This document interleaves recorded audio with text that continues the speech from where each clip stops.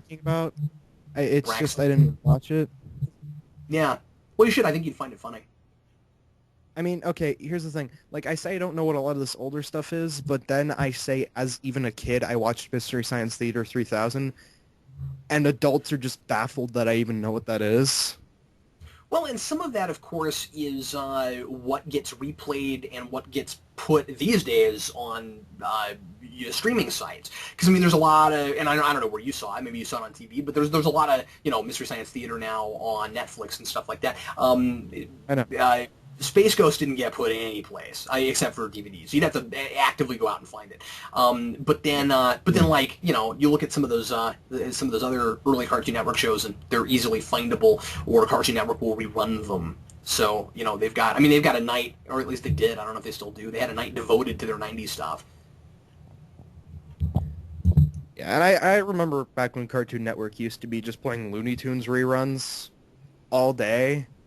And it's like, yeah, I like Looney Tunes, but this for hours upon hours upon hours upon hours, it would just be like, why do they keep replaying the same one over and over and over again? And I was a kid who didn't, like, unless I had friends over, I didn't go outside too much, so I would probably watch TV way too much. So I guess it's one of those things where I just pick up on that sort of thing. Maybe, whatever. Okay, maybe I should actually ask you something. Well, uh, bit of an obvious question out of the Yeah. ballpark here. Including like animated movies and everything, even the ones that are just horrible. Uh, what is a Batman movie you could just sit down and watch just anytime, and it like wouldn't matter?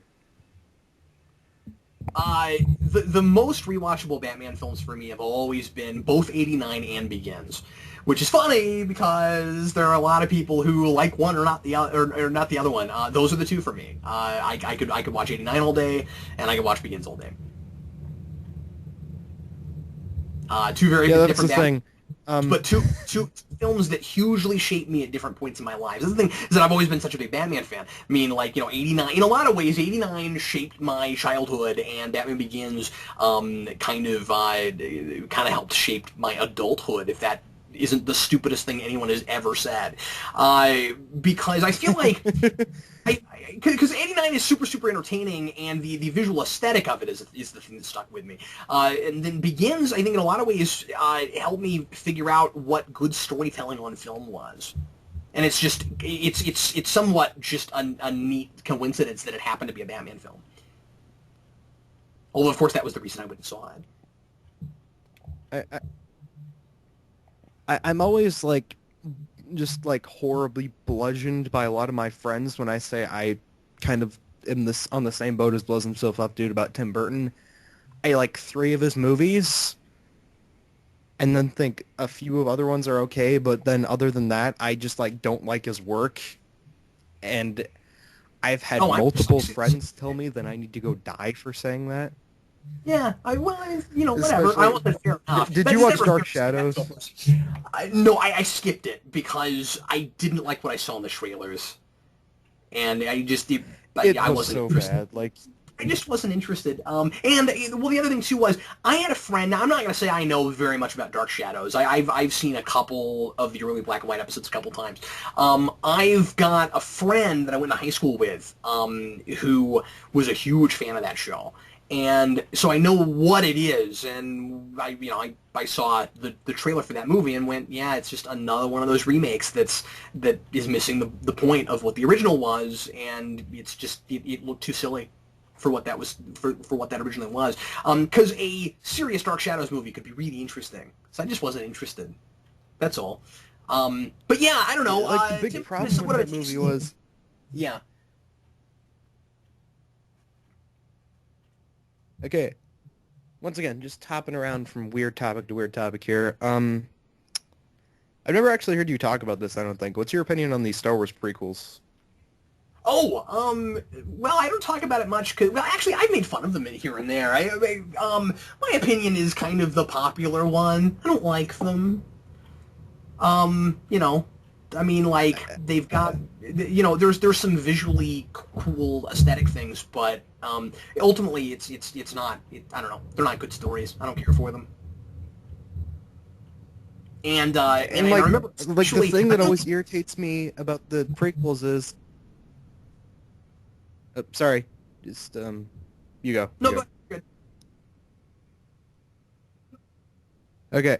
Well, the thing that always irritated me about the prequels is, like, they would completely contradict what they said in the originals. Like, for Yeah. instance, Obi-Wan always pointed out, and he was like, yes, your father was the best star pilot in the galaxy, and he was a cunning warrior and a good friend. He was not a good friend. He always talked about you horribly behind your back, and all he ever did was whine to you about your face about how you're, like, the worst master ever, and I just hate you and everything. He was a horrible pilot, as was demonstrated in Episode 2, and he's making the insanely psychopathic face as he's going down a 90-degree angle and smiling about it, and that scene just creeps me out to this day, because it's like he has some sort of lust towards it. And he's not a cunning Yeah. warrior, because within, like, 5 minutes of his first serious fight, he gets his arm cut off, so... Um. Yeah. Yeah. I Like, don't. just with that, that's like... I've never felt the need to really articulate a lot of my personal feelings about those movies because all of the great points were made by Red Letter Media.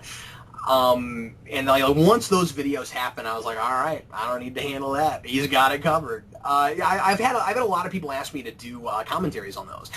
And we might eventually. Dan and I are doing the originals. We did a commentary on the original first film, which I was really happy with, and he and I are planning on doing more of those. But Yeah. Dan, I don't think wants to do the prequels, and I think Eric really wants to do the prequels. I think he really wants to lay into them, and I'm like, well, maybe. But if I do those, I'm gonna have to see what I can think of to say that hasn't been said already, which is really tough. So I don't know.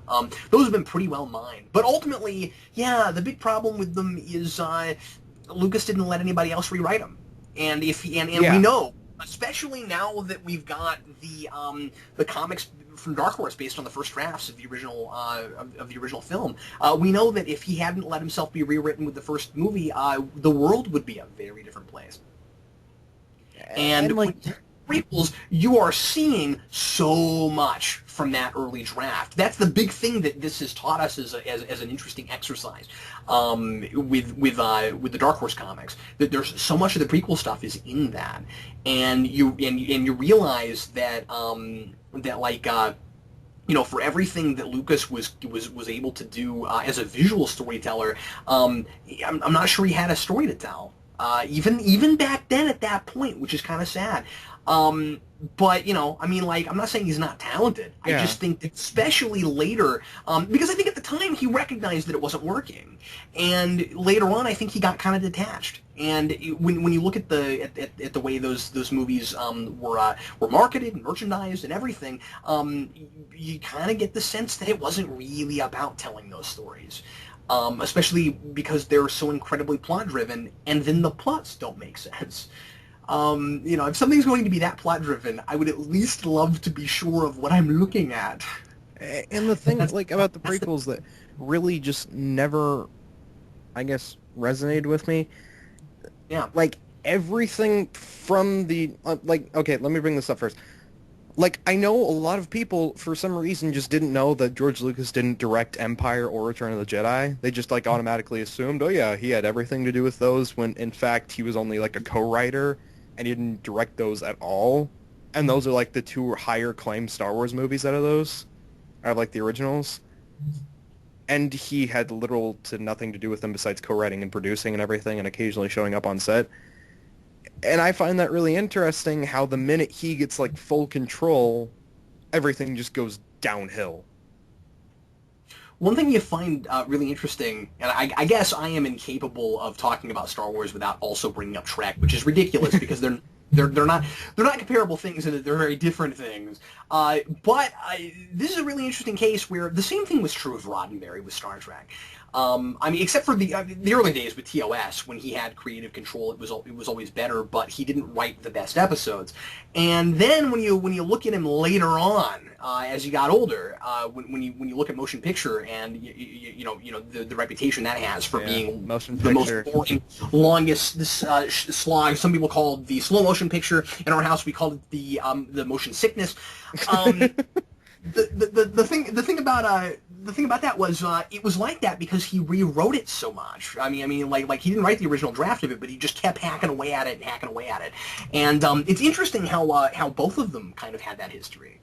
I mean, you got the 10-minute shot of the Enterprise, just the glory shot in the beginning, that you're Yeah, just like, okay, this pan shot's lasting way too long.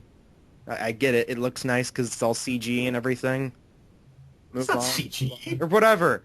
Sorry, I haven't seen that since I was like 9. We're talking 1978. Okay, I'm sorry. I feel really stupid for saying that now. That's okay. I'm sorry for making fun of you. It's fine. I don't care. I mean, I feel bad. no, it's fine. It's fine. I mean, Well, it did look really good. I can see when you were 8 or 9, maybe looking at that and thinking it was CG because it looks really good. yeah. But it didn't need to last for 10 minutes. Now, the thing you have to keep in mind, historically, of course, is that part of the reason that it was like that, and I'm not saying that this works in the film because it doesn't. It did not need to be that long. But at the same time, we hadn't had Star Trek on film for a decade. Yeah. And that was a big deal for people. Getting to see the ship again and getting to see it look that good. Because that's the thing. I mean, if you go back and look at what they were able to do in the original series versus now we have not just Star Wars level effects, but importantly Lucasfilm working on it. Yeah. That's why it looked like that. So it was great. But then you look at Wrath of Khan and it looks as good or better, and Yeah.